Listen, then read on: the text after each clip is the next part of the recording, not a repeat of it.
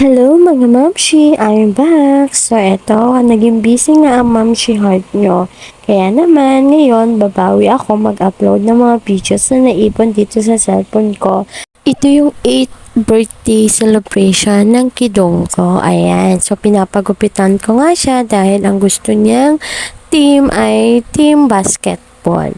Actually, yung video na to ay noong November 4th, 2023 pa. O diba, ang tagal ko bago mag-upload dahil nga sobrang na-busy talaga ako.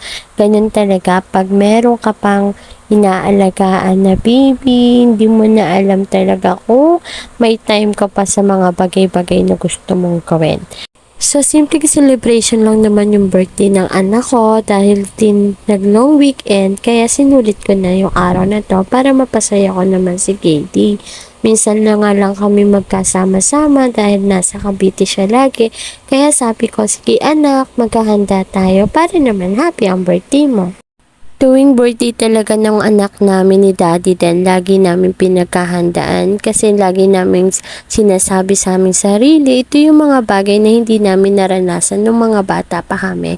Kaya gusto namin maranasan ng mga anak namin since meron naman din kaming extra pera para mapaghandaan sila. So, yung handa ni KD, karamihan dyan is binigay din ng lolo't lola niya. So, ayan, every birthday naman, nagsishare din naman sila sa amin ng panghanda para sa mga apo nila. Ayun na nga, naging masaya ang birthday celebration ni Kuya Katie dahil nakasama niya si Tito Junjun, Kuya Jacob at Ate Princess. Happy birthday to you. Happy birthday, happy birthday. Happy birthday to you. Yay! Wish mo. Pusin na. Blow mo na. Wala. Yay!